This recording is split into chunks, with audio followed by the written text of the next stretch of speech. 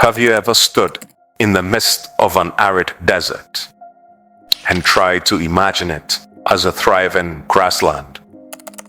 According to Cooper and Cropland's 2006 study on Holocene climatic fluctuations in the Eastern Sahara, this was the reality for the Western Egyptian desert thousands of years ago.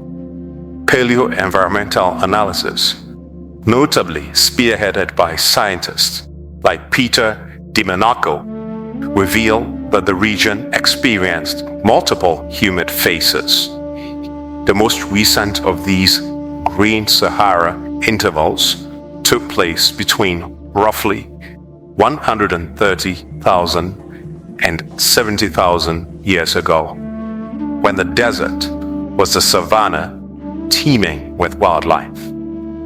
Extinct buffalo, towering giraffes, and large herds of antelope roamed the landscape, painting an almost Edenic portrait of a place now synonymous with harsh, sun-scorched terrain. By the 10th millennium BCE, another significant increase in rainfall filled what we now call Nabta Playa. In these seasonal lakes, early humans found a lifeline. They herded livestock, collected wild grains, and built temporary camps along the water's edge. Fred Wandorf and Romuald Schultz, in their comprehensive work, Holocene Settlement of the Egyptian Sahara from 2001, describe how these early pastoralists capitalized on a freshwater oasis that, against modern intuition, once supported an abundance of flora and fauna.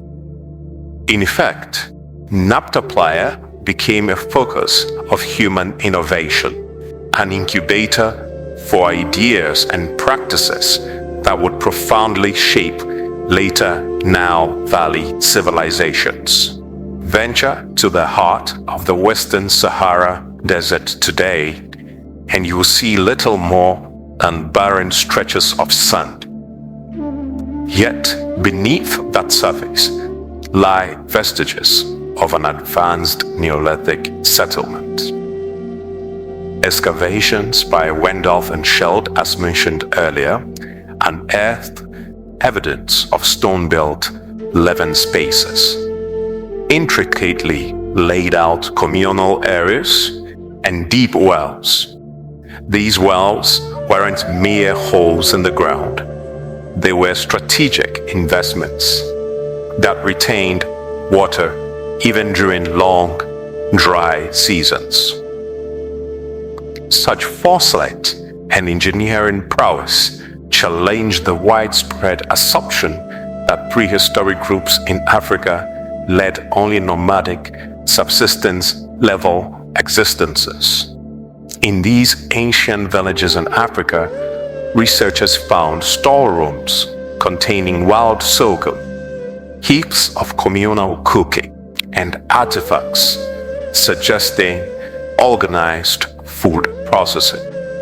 Studies referenced in the Sahara and the Nile highlight that this level of planning indicates a society more sophisticated than previously thought. Instead of a loosely organized cluster of hunter-gatherers, Nabta Playa was a home to a community capable of managing resources, planning for future seasons, and developing social hierarchies that extended well beyond mere survival. Astrophysicist Thomas Brockfie has proposed that some of Nabta Playa's megalithic structures reflect purposeful alignments with celestial events, such as the rising of the stars tied to agricultural cycles or the timing of yearly floods. One of the most intriguing of these arrangements is the so-called calendar circle. At first glance, it may appear to be just a ring of stones, but closer inspection and the application of archaeoastronomical methods reveals that these stones could have been configured to track seasonal changes. Brofer's work compiled in The Origin Map, Discovery of a Prehistoric Megalithic Astrophysical Map, and the Sculpture of the Universe, which was published in 2002, argues that some alignments even point toward Orion, a constellation revered by many ancient cultures, including dynastic Egypt. These findings gain additional credibility from mentions in UNESCO's reports, which cite Nabta Playa as having solar and stellar alignments. Cultural sophistication at Nabta Playa extended far beyond engineering and astronomy. It also appeared in the realm of spiritual practice. Among the most remarkable discoveries are sacrificial cattle burials. These were no casual acts of disposal. The animals were placed in clay-lined, roofed chambers, suggesting a ritualistic ceremony. Egyptologists, including James Hofmeyr, in his studies on the religion of the desert cultures, link these burials to the prototypical worship of the goddess Hathor, later central to pharaonic religious beliefs. Hathor, depicted as a cow or a cow-headed deity, symbolized fertility, motherhood, and protection, a theme that resonates with pastoral reliance on cattle. While other Neolithic cultures also revered livestock, the detailed care in Nabta Playa's burial processes points to a structured belief system. One can almost envision a community gathering at night, stars above, performing rites to honor the life force they relied upon for sustenance. Through such rituals, they may have sought blessings for future herds or offered thanks for the living, power of these precious wells.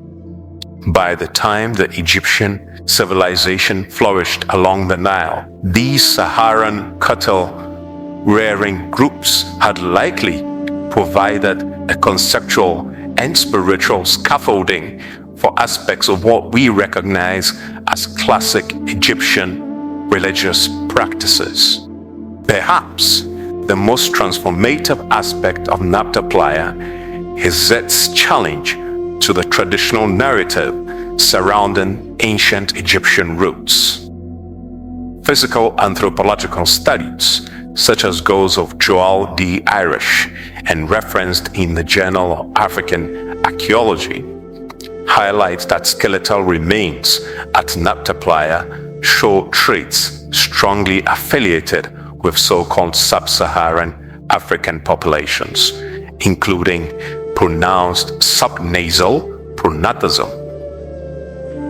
When placed alongside early Nile Valley communities such as the Badarians and the people of Nakada, a clear pattern emerges.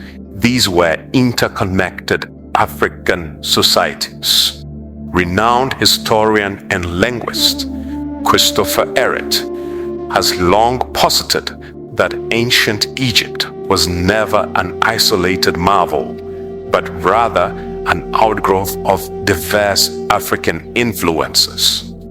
Nabta Playa crystallizes that argument. It was a crossroads where people, ideas, and practices from different parts of Africa converged, setting the stage for the dynastic feats that would later enthrall the world. If the cosmic alignments and ritual burials aren't fascinating enough, consider the prospect of unearthing Egypt's oldest known sculptures, predating the pyramids. The Sphinx, and even the earliest known pharaohs, like Nama. Archaeologists working at Nabta Playa uncovered rough megalithic structures buried several meters beneath layers of sand, many containing remarkable artistic expressions that push back the timeline of Egyptian art. Researchers like Mary Ann Murray, contributing to ancient Egyptian materials and technology, suggests that some of these sculptures may date from the 2nd millennium BCE or even earlier, challenging the notion that artistic expression blossomed only in later, more recognized phases of Egyptian history. Indeed, each chisel mark on the stone testifies to a culture that valued symbolic representation long before the hieroglyphic records of later dynasties. It prompts us to ask, how many more sculptures, tombs, or ceremonial artifacts lie silently beneath the desert sands in the Western Sahara, waiting to redefine our understanding of Africa's past and, to an extension, world history? As climate shifts dried up and once abundant water sources became dry, people in Nabta Playa and its surrounding areas innovated. They stored grain, maintained wells, developed sophisticated seasonal movements, and performed rituals that bound their community together.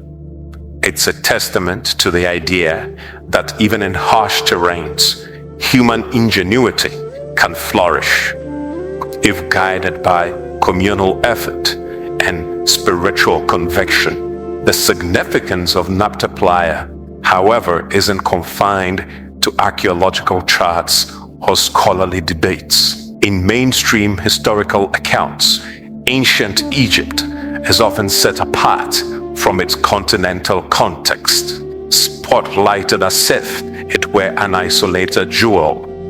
Yet, Nabta Playa, linking the desert communities of the Sahara to the beating heart of Nile Valley civilization.